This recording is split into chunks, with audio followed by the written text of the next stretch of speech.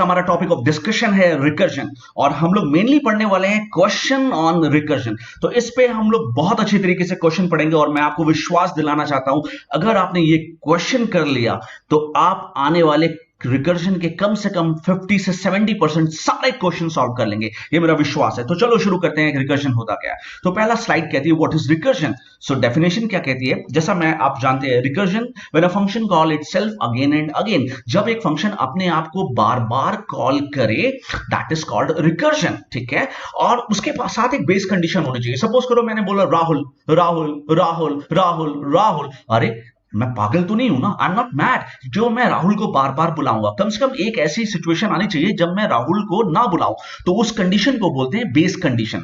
तो ये डेफिनेशन लिखी है, मैं चाहूंगा इस डेफिनेशन को आप खुद पढ़ ले। ओवरऑल मैंने आपको बता दिया रिकर्जन क्या है, जब एक function when a function call itself again and again unless and until base condition is reached. एक फंक्शन अपने आप को तब तक कॉल करता है जब तक उसकी बेस कंडीशन रीच नहीं हो जाती। आगे बढ़ते हैं। अब आओ, ये क्वेश्चन बहुत ही शानदार क्वेश्चन है, टीसीएस में पूछा हुआ ये क्वेश्चन है, और मैं आपको विश्वास दिलाता हूं अगर आपने ये क्वेश्चन कर लिया तो आप आने वाले 70% क्वेश्चन को बहुत ही आराम से कर लेंगे। तो चलो देखते हैं। ये क्वेश्चन कह रहा है what will be the output of the following code. यहां पे ये मेन प्रोग्राम है मेरा। अब मेन प्रोग्राम के अंदर फंक्शन कॉल हो रहा है 3 वैल्यू के साथ, और ये उसकी बॉडी है। तो अब हम लोग देखने की कोशिश करेंगे कि यार हो कैसे रहा है। तो अगर आप थोड़ा सा समय लें और सोचें कि इसका ये जो ऑप्शंस दिए इसमें से क्या आंसर होना चाहिए, तो आपको समझ में आ जाएगा। आप पॉज कर सकते हैं, मैं पॉज करूंगा तो कोई फायदा नहीं है क्योंकि मैं कितना भी पॉज कर दूं आपके पास पॉज बटन है। चलो आगे बढ़ते हैं। इसका आंसर है 0120।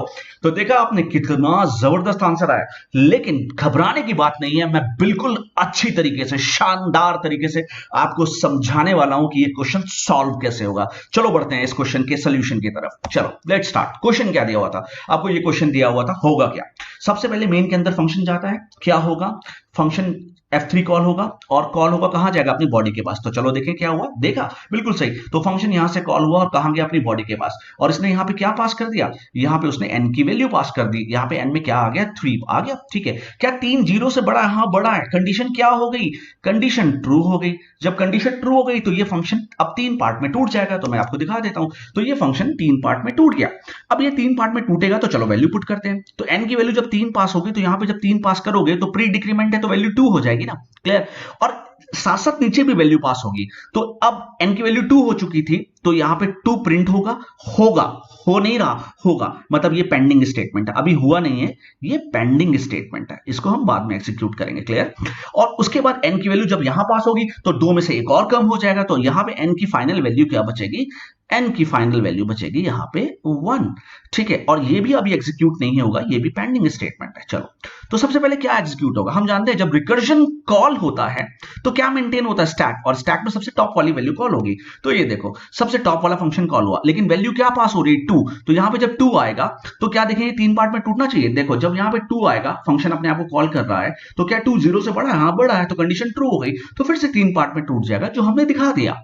अब जब यहां पे 2 पास होगा तो वैल्यू क्या हो जाएगी, वैल्यू हो जाएगी 1, क्लियर। यहां पे प्रिंट क्या होगा, 1, क्योंकि n की वैल्यू 1 हो चुकी है। होगा, हुआ, हो रहा, होगा, पेंडिंग है, ये अभी होना नहीं, हुआ नहीं है, ये पेंडिंग है, ठीक है।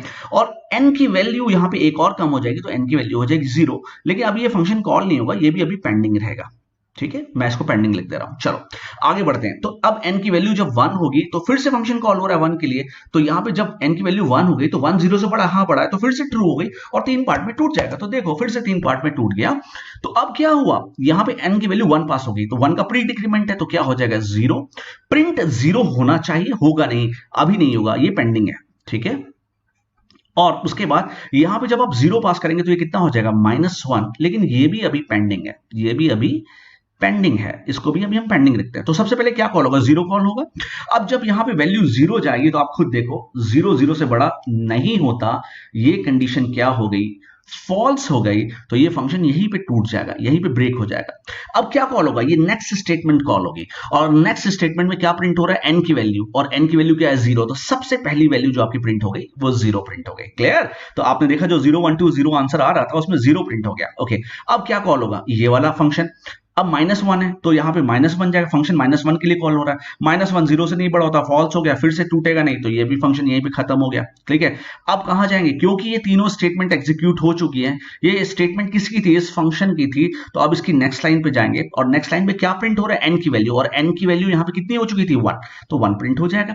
अब क्या कॉल होगा, ये वाला फंक्शन।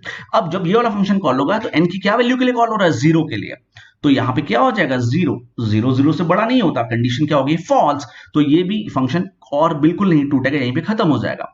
तो ये तीनों स्टेटमेंट एग्जीक्यूट हो गई, हाँ जी हो गई। कहां वापस जाएगा, जहां से कॉल आई थी उसकी नेक्स्ट लाइन पे, यहां पे जाएगा।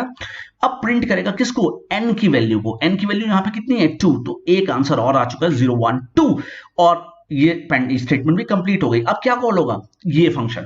अब n की वैल्यू कितनी है, 1, तो अब जैसे ही n की वैल्यू 1 होगी तो यहां 1 हो गया। 1 0 से बड़ा, हाँ बड़ा है। अब ये कंडीशन क्या हो गई, ट्रू हो गई। तो अब आप देखो जैसे ही कंडीशन ट्रू हो गई तो फिर से 3 पार्ट में टूट गया। मैं इसको यहां से मिटा दे रहा हूं, 0 1 2 0 आंसर आ चुका था, अभी तक 0 1 2 आंसर आ चुका था। अब 1 जब पास होगा तो यहां पे हो गया 0, यहां पे प्रिंट हो गया 0, और यहां पे हो गया -1। मैंने अभी अभी आपको बताया, यहां पे देखिए आप कि जब 0 है तो ऑब्वियस है वो कोई काम नहीं करेगा, क्योंकि कंडीशन फॉल्स हो जाएगी। फिर 0 प्रिंट होना चाहिए, तो 0 प्रिंट होगा, और -1 है, फिर से वो कुछ नहीं होगा, क्योंकि -1 कंडीशन फॉल्स हो जाएगी। तो फाइनल जो आपका आंसर आया वो आया 0 1 2 0। तो देखा आपने, कितना शानदार, कितना बढ़िया क्वेश्चन था। और मैं फिर से बोल रहा हूं, अगर आपने इस क्वेश्चन को समझ लिया तो आपकी सारी दिक्कतें रिकर्जन की दूर हो जाएंगी। ठीक है।